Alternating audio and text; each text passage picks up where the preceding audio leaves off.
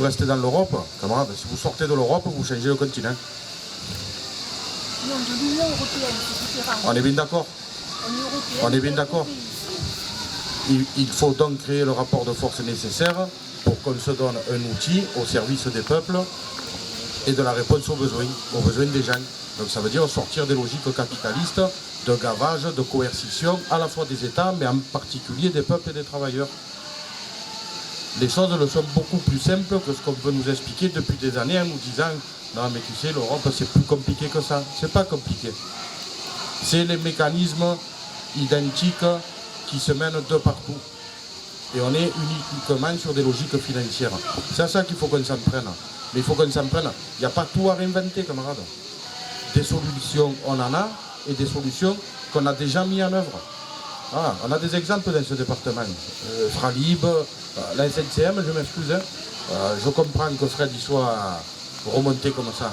Mais s'il n'y a pas le combat des salariés depuis 10 ans, la SNCM, comment ça fait qu'on n'en parle plus? Parce qu'on aurait été liquidé il y a longtemps. Hein. Parce que l'objectif, ce n'est pas d'assurer un service public de la continuité territoriale au service des populations. Hein. C'est bien de mettre sur le marché la question du transport de passagers entre la Corse et le continent. Hein. Il n'y a rien d'autre. Hein. Et pas pour gaver les compagnies publiques, pour gaver les actionnaires privés. Et ce cas-là, on l'a de partout. Fred venait tout à l'heure sur la question des salariés détachés. Ça, c'est notre concurrence libre et non faussée à laquelle on est soumise. Il y en a une autre, hein. C'est celle des décisions que prennent entre les acteurs du raffinage et de la pétrochimie, qui remodèlent complètement nos outils de travail, en massacrant évidemment ceux qu'on a ici, hein, le camarade Total Lamedela qui est en grève depuis 15 jours. Peut-être on pourrait le saluer.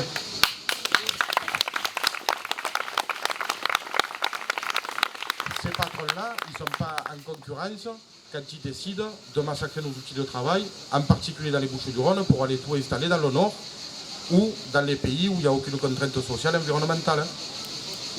Donc, je vais essayer de ne pas me passionner, de ne pas être trop long. Donc il faut vraiment qu'on prenne les choses tranquillement. Les réponses, c'est nous qui les construisons. Voilà. Et très honnêtement, alors il y a quelques têtes blanches aujourd'hui, mais de voir autant de jeunes réunis,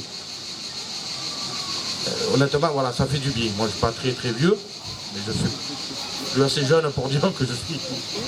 Mais très honnêtement, ça fait du bien parce que les solutions le viendront de là aussi. Voilà. Ce monde, on peut le changer. Et des exemples, on en a locaux. Il y a le camarade grec, il y a ce qui se passe en Espagne. Même si hein, c'est le début, hein, on commence à enfoncer des aiguilles dans la patte de l'éléphant. Hein. Mais on a aussi des processus en cours, notamment en Amérique latine, dont on peut largement s'inspirer. Hein, parce que l'Union européenne, ces mécanismes-là, ils les ont subis à coups de canon hein, pendant 30 et 40 ans. Hein, avec des dictatures fascistes, dont doucement, ils se sont tous débarrassés. Donc ceux qui nous disent que c'est pas possible, c'est pas que c'est pas possible, c'est qu'ils ne veulent pas.